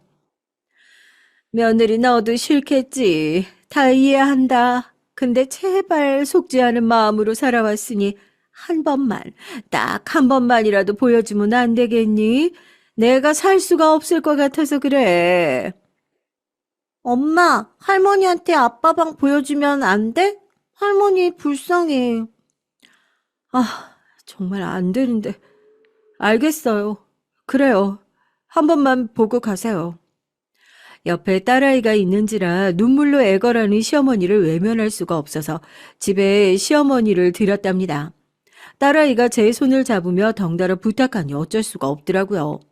시어머니 마치 남편의 자취를 느끼려는 듯 집안 곳곳을 둘러보며 한참을 흐느끼시더라고요. 특히 남편의 일기장이나 남편이 껴안고 잤던 베개나 이런 것들을 어루만지며 통곡을 하시는데 그 울음이 너무나 진짜 같아서 저도 의구심이 드는 겁니다. 정말 남편에게 연락을 하셨던 건가, 남편이 나에게 말을 안 한 건가, 바보 같은 의구심이지만 그분께서 하시는 말씀들은 진짜 같은 구석이 있었어요. 걔가 공사판에서 일을 하며 많이 힘들었다고 하더구나. 그게 다 나 때문인 것 같았지. 내가 걔를 못 키워서. 공사 현장이라는 게 얼마나 힘이 드니. 일만 해도 힘든데 그 말을 듣고 가슴이 찢어지는 줄 알았지. 네, 저도 그랬어요. 근데 어머니가 어떻게 그걸 알고 있으세요? 말했잖니, 연락하고 있었다고. 꽤나 자세히 알고 있는 시어머니의 말씀을 듣고 있다 보면 자연스레 그런 생각이 들 수밖에 없었어요. 그리고 당시 저도 남편을 잃은 상실감, 하루아침에 모든 것을 잃은 듯한 허한 마음 때문인지 계속 시어머니와 대화를 이어나가게 되었답니다. 남편을 추억할 사람이 필요했는데 저는 친정 엄마나 아빠도 없었고 조부모님도 당시 요양원에 계셨던 터라 말할 상대가 없었거든요. 시어머니는 제 곁을 지켜주고 싶다면서 제가 너무 안쓰러워 보인다며 자신이 하나 남은 손녀딸에게라도 빚을 갚고 싶다고 3개월 후 적금이 만료되면 그 통장을 저희에게 주고 싶다고 하셨습니다. 변변치 않은 금액이지만 그거라도 줘서 니들 살기 편하게 해주고 싶다. 네가 우리 아들에게 무슨 말을 들었는지 모르겠지만 아마 좋은 말들은 아니었을 거야. 나에 대한 원망이 사무치게 깊었으니 내가 애를 못 살게 굴었다는 듯이 말했겠지. 네, 맞아요. 남편은 어머니가 자기를 무척 힘들게 했다고 했어요. 그래, 어떤 방면으론 그 말도 틀린 말은 아니겠지. 내가 애를 고아원에 버렸으니. 근데 나에게도 어쩔 수 없는 사정이란 게 있었어. 남편은 바람났지, 생활고는 심하지. 애한테 줄 게 바카스밖에 없는데 어떡하겠니? 애는 매일 배가 고프다고 앙앙 울어대고. 그래도 학교라도 보낼 수 있는 곳에 가야 내가 안심이겠다 싶었어. 나랑 살면 얜 평생 불행할 텐데 내 불행을 얘한테 옮겨주고 싶지 않았어. 너도 부모니까 이 마음 알 거다. 그래서 선택한 게 고아원인데 우리 엄마 아빠란 사람은 내가 괘씸했는지 집 주소도 알려주지도 않고 시골로 들어가 버렸더구나. 내가 네 남편 찾으려고 하지 않은 게 아니야. 우리 아들 얼굴이라도 보고 싶어서 그냥 천국 팔도를 찾아 헤맸어. 근데 작정하고 시골로 들어간 사람들을 어떻게 찾을 수가 있었겠니? 그냥 넋놓고 보고 있을 수밖에 없었지. 하지만 맹세코 우리 아들 네 남편 못 살게 굴진 않았단다. 개모짓은 안 했어. 그러면서 시어머니는 자기 엄마와 아빠를 무척이나 원망했다고 했습니다. 원망 정도가 아니고 증오하며 자기 아들을 빼앗아간 사람으로 생각했다고요. 고아원에 처음부터 애를 버리지 않았으면 될 일이었겠지만 어쨌거나 자신의 책임도 있지만 아들을 너무 보고 싶은 마음에 그런 생각이 들었다고 해요. 딸아이는 옆에서 이야기를 들으며 훌쩍이더라고요. 저도 시어머니의 말을 들으니까 그럼 정말 남편의 기억이 잘못되었던 건가, 어머니를 미워하는 마음에서 한 말들인 건가 하는 생각이 저절로 드는데 이걸 확인해 줄 수 있는 남편이 세상에 없으니 답답할 노릇이었습니다. 그러다 저도 한 가지 일이 터지면서 제정신이 아니게 됐어요. 당시엔 변호사를 알아보러 다니느라 난리도 아니었습니다. 왜냐하면 남편이 추락사로 분명히 떨어져 죽은 것임에도 사업주 측에서 다른 주장을 펼쳤기 때문이에요. 남편이 원래 어지럼증이 있었고 그러다 발을 헛디뎌 떨어뜨린 것이니 자기들 책임이 아니라는 식으로요. 남편이 빈혈이 있긴 했습니다. 거기다 남편이 공사 현장에서 막걸리를 한 잔 정도 마셨는데 소량의 양이었지만 그것이 원인이라고 주장했기에 쉽지 않은 소송이었어요. 아니, 지가 술 먹고 죽었으면서 왜 그걸 우리 탓을 하는 거예요? 우리 조카가 그러는데 걔가 아주 일도 논팽이처럼 제대로 못하고 어리나 타고 있었다는데 우리 조카가 아주 많이 봐줬다고 하더라고요. 그럼 자르지 않고 일 시켜준 걸 감사해야지. 이런 식으로 나오니 정말 참을 수가 없었습니다. 전 죽은 남편이 이대로 묻히게 되면 너무나 억울할 것 같아 이리 뛰고 저리 뛰며 최대한 저를 도와줄 수 있는 변호사분을 찾게 됐어요. 저희 남편 공사 현장에도 작업 반장에게 안 좋은 소리 들으며 힘들게 일했는데 보험금까지 제대로 못 받게 되면 제 남편 얼굴을 못 볼 것 같았거든요. 그리고 또 현실적으로 저희 딸의 생계도 문제였고요. 딸아이는 아빠를 잃은 슬픔도 컸던지라 말도 어눌하게 변했고 정신과 치료도 필요했습니다. 앞으로도 엄마로서 계속 뒷바라지도 해주어야 할 텐데 그런 부분이 걱정이 됐죠. 근데 현실적으로 변호사 비용이 아주 많이 들어서 걱정이 이만저만이 아니더라고요. 하루에도 몇 번을 남편을 불렀습니다. 그런데 그때 시어머니가 도움의 손길을 뻗쳐왔어요. 시어머니는 자신이 적금을 깨면 그 돈으로 변호사를 고용하라며 적극적으로 도와주겠다고 하더라고요. 돈이 없어도 너무 없었던 전 그 말에 고마워할 수밖에 없었죠. 감사합니다, 어머님. 감사합니다. 정말 막막했는데. 아니다. 당연히 해줘야지. 이거라도 해줘야 우리 만용이가 엄마를 덜 원망하지 않겠니? 명색이 내가 애민데 말이야. 꼭 우리 애의 원한을 갚아주렴. 그 못된 것들 쳐죽일 놈들에게 말이야. 네, 어머님. 그럴게요. 거기다 제가 바쁜 사이 시어머니가 대신 저희 딸도 봐주고 집안일도 해주시는 등 여러모로 신경을 써줬는데 딸아이도 처음엔 시어머니를 어색하게 생각하더니 이젠 할머니라 곧잘 부르며 잘 따르더라고요. 오히려 아빠에 대한 상실감을 할머니로 채우는 듯 보였습니다. 할머니가 집에 있어 아늑하고 전보다 더 좋다고 하더라고요. 엄마, 할머니 우리 집에 오래 있으면 안 돼? 왜? 나 할머니가 좋아, 편해졌어. 할머니한테 아빠 냄새가 나. 딸이 재촉하니 마음이 어렵더라고요. 어떤 것도 확실하지 않은 상황에서 시어머니를 집으로 들이고 싶진 않았는데 딸아이를 생각하면 당장 누구를 고용할 형편도 안 되어 그래야 했습니다.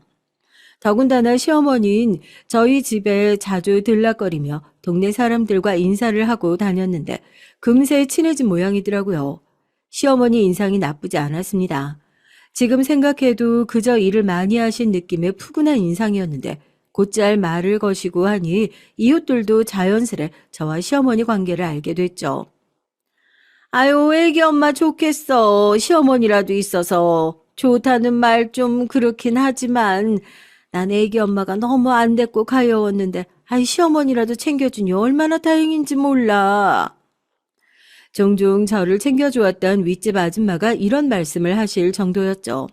하지만 전 이상하게 시어머니와 같이 있으면 꼭 한 장면, 장례식장에서 영정사진이 떨어졌던 그 장면이 떠오르곤 했습니다. 이상하게 잊혀지지가 않았어요. 어쩌면 그건 남편이 보낸 신호였을까요? 그러던 어느 날 온 심신이 지쳐나가 떨어질 무렵 기적 같은 일이 생겼습니다. 전 남편이 보내준 기적이라고 표현하고 싶네요. 저희 먼 친척벌 되시는 분께서 연락이 온 겁니다. 저의 얘기를 들었다며 변호사가 되어주시겠다고 나서신 거예요. 정말요?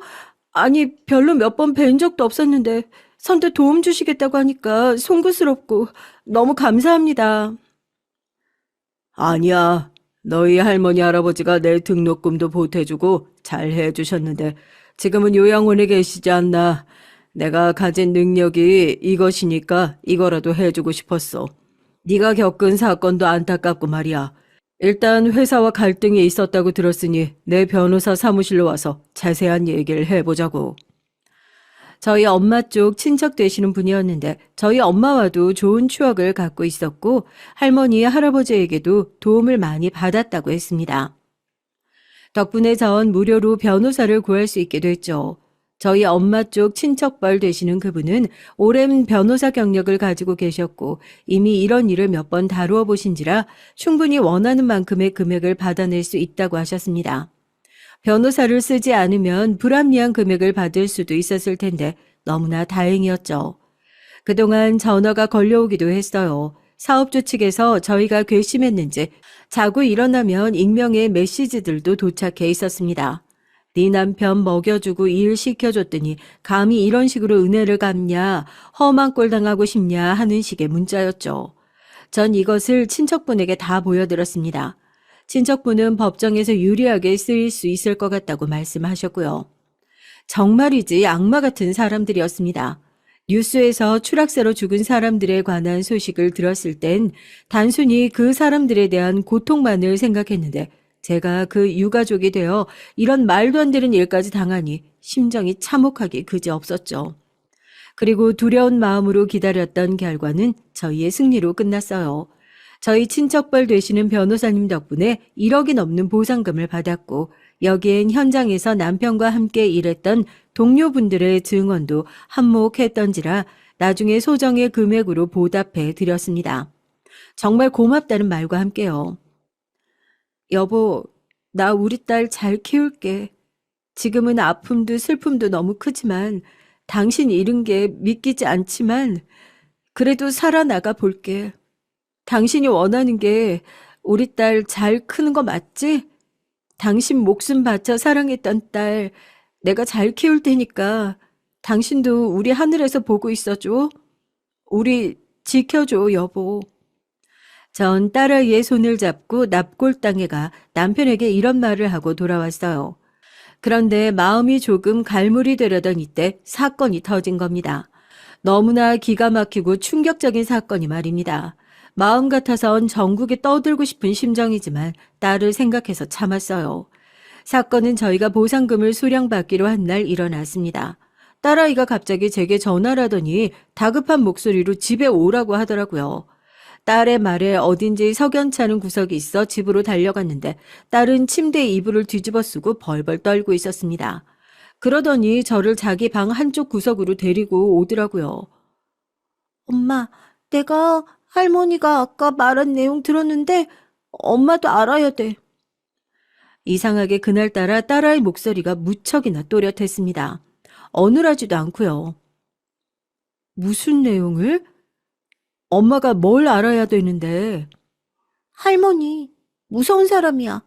할머니, 우리 보험금 훔치려고 온 거야. 그게 무슨 소리야? 할머니가 아까 어떤 사람을 집으로 데리고 와서 얘기하는 거 들었어. 엄마 보험금 훔쳐서 달아날 거래. 연기하느라 힘들어 죽는 줄 알았다고 했어. 그리고 엄마 현금도 이미 훔쳤대. 얼른 엄마 지갑 봐봐. 뭐? 새삼 망치로 콱 맞은 듯한 충격이 밀려오더군요. 한마디로 시어머니란 작자는 딸이 잠든 줄 알고 친구를 데려와 자신의 계획을 미주알 고주알 떠든 겁니다. 그걸 딸아이가 들어버리고 만 것이고요. 세상에 비밀이 없다더니 정말 그렇더라고요. 저는 그 즉시 시어머니를 소환했습니다. 근데 여기서 시어머니가 발뺌을 하며 가슴을 후벼 파는 일이 벌어지고야 말았어요. 어쩌면 인생의 비극이 이렇게 한꺼번에 약속이라도 했다는 듯 불어닥칠 수 있을까요? 어머, 나는 그런 말을 한 적이 없다. 예, 너 나 못 믿니? 대체 내가 언제 그런 말을 했다는 거야? 아마 제가 잠결에 들은 거겠지. 그걸 믿고 나한테 이러는 거니? 할머니, 나 잘못 듣지 않았어요. 제 딸아이가 마냥 어린애도 아니고 잘못 들었을 리는 없었고 시어머니는 그저 상황을 모면하는 게 분명했습니다. 그제야 시어머니를 여기 집에 오는 걸 허락해주며 먹을 것이든 입을 것이든 제공해준 게 후회가 됐죠. 사실 그간 시어머니가 제가 변호사를 만나러 다니느라 바쁜 사이 딸아이를 봐주는 게 고마워 어느 정도 현금도 드렸고 먹을 것도 늘 넉넉하게 채워 놓았거든요. 전 못 먹어도 말입니다.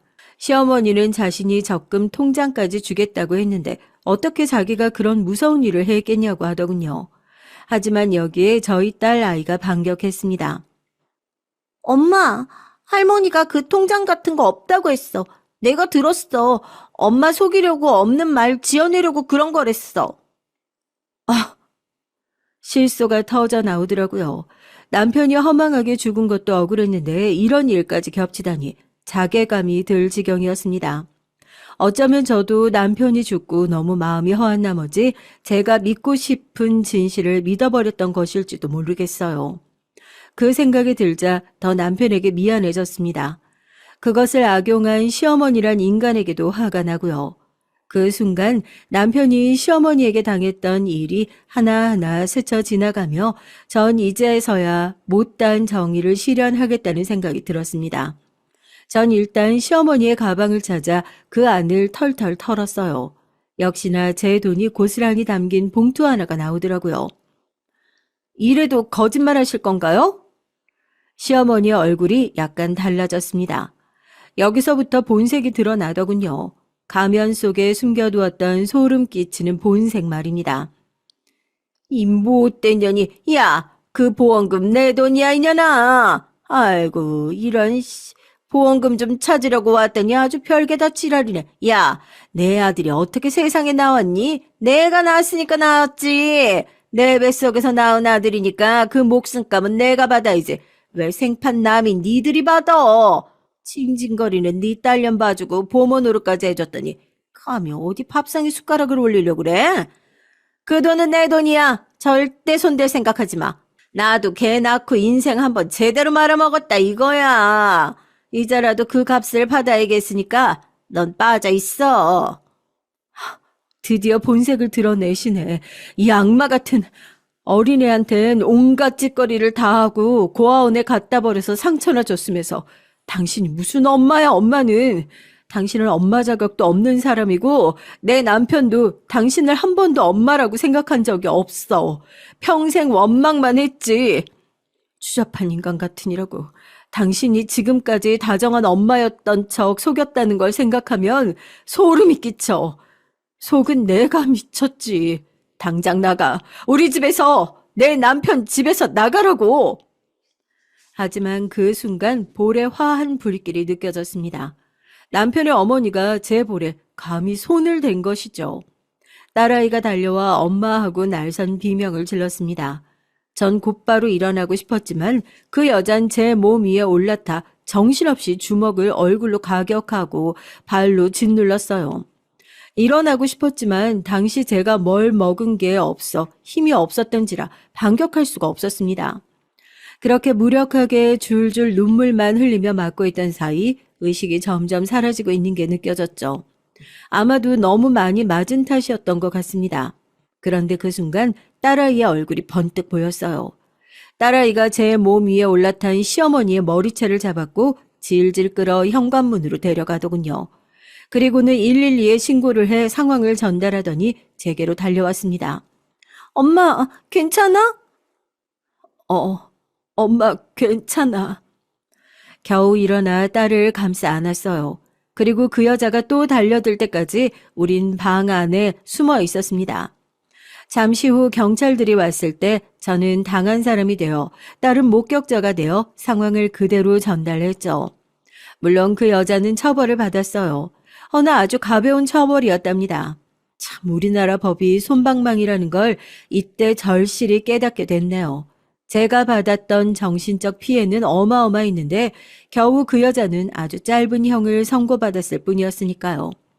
그리고 나중에서야 딸에게 들었는데 그 여자가 분노를 참지 못하고 부엌으로 달려가 식칼까지 집어들려 했었다고 합니다. 제가 의식을 살짝 놓은 사이 그런 일까지 저지르려 했다는 거예요. 제가 그때 그 식칼에 맞았다면 전 아마 지금 살아있을런지 모르겠어요. 더군다나 우리 사랑하는 딸은 고아가 되었을 테니 생각만 하면 아찔합니다. 그리고 시어머니가 도대체 어떤 인생을 살아왔는지 경찰을 통해 듣게 됐는데요. 제 얼굴이 워낙에 안 좋다 보니 경찰 한 분이 나중에 저를 안쓰러이 쳐다보며 그러더라고요. 저 여자 사기범이에요. 남자들을 꿰어내어 사기친 돈만 수억이었고 그 때문에 교도소에도 몇 번 갔었던 여자입니다. 아마도 잘못 걸리신 듯 싶네요. 그래도 너무 스스로를 미워하지 마세요. 작정하고 사기치는 놈들한테 못 당하는 경우가 태반이에요. 피해자들만 안타까울 뿐이죠. 아마도 이번에 교도소 잠깐 들어갔다 나오면 또 사기치러 활보하고 다닐 겁니다. 스스로 많이 미워하고 자괴감에도 적잖이 시달리고 있었는데 어느 부분에선 위로를 받은 느낌이었답니다. 그리고 퍼즐도 짜맞춰줬죠. 시어머니는 애초에 그런 사기꾼이니 남편과 일했던 동료 직원들에게 접근해서 정보를 알아낸 후 연락을 주고받고 있었다고 제게 거짓말도 할 수 있었던 거였고요. 그리고 전 지금 그 날을 기다리고 있습니다. 시어머니가 출소할 날 말이에요. 시어머니는 출소하자마자 분명 또 다른 피해자를 만들기 위해 거리를 활보할 테고 지금도 작정하고 있겠죠.